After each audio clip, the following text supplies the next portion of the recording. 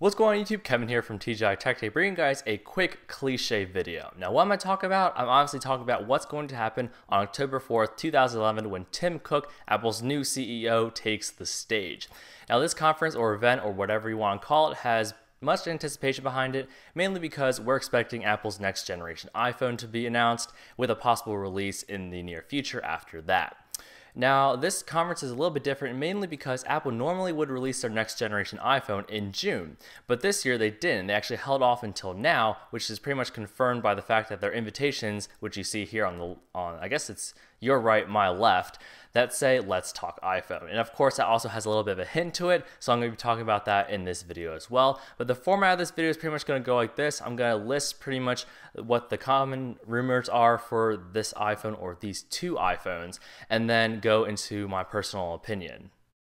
So a lot of the rumor sites are saying that Apple's next generation iPhone is going to be dubbed the iPhone 4S. And this wouldn't really serve as much of a surprise, mainly because of what happened with the 3G and the 3GS, and that the 3GS was the same thing, same shell as the iPhone 3G, just that it had some of its specs bumped up. And we expect similar results in the iPhone 4S. The one thing we're pretty much definitely going to see is an A5 processor, which is a dual-core 1 GHz processor, identical to the one found in the iPad 2.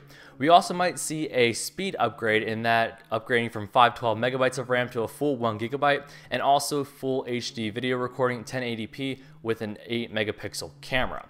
Now, the thing is that the camera is kind of iffy, mainly because we do have this photo here, which has some pretty hard evidence, and that it was said on Flickr, I believe it was, that it was from an iPhone 4. However, upon further inspection, a lot of people examined it and found that this is actually at a resolution much higher than 5 megapixels, which is what the current iPhone 4 can shoot in. A lot of people believe that this is where the 8 megapixel sensor comes into play.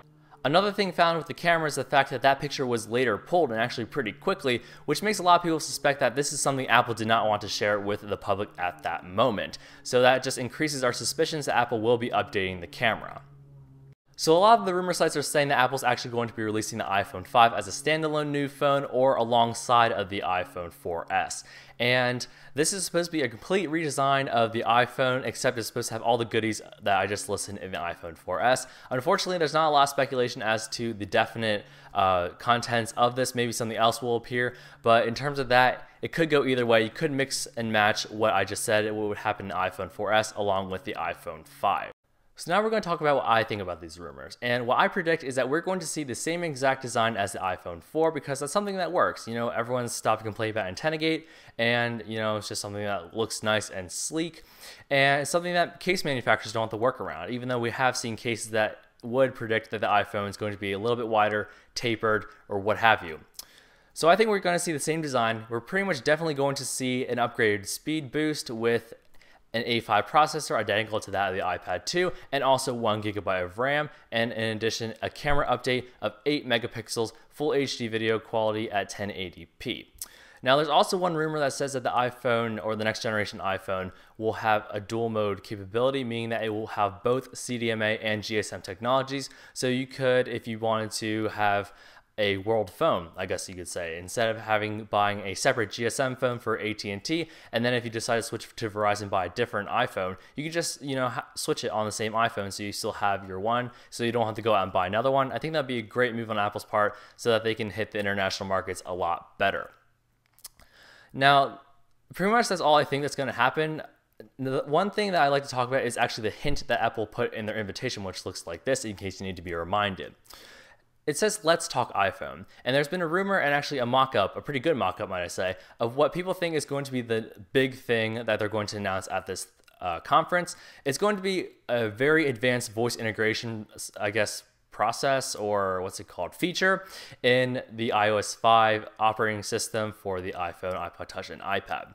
And this is pretty much supposed to be very advanced. You can actually talk to your iPhone. That's where the talk in the Let's Talk iPhone be. If you actually put a comma right before iPhone, it could be Let's Talk iPhone. So that's something that I think could be creatively hidden in there, similar to There's Something in the Air that Apple put in their banner when the MacBook Air was released. So we're probably definitely going to see this very advanced dictation assistant software, as is dubbed. I will be putting a link down to the video mock-up of what it's supposed to be like down in the down in the description. But this is what it's supposed to look like, and I think we're just going to see an Apple iPhone 4S on October 4th. Thanks so much for watching. Be sure to rate, comment, and subscribe if you want more of my content, and I'll see you guys next Tech Day.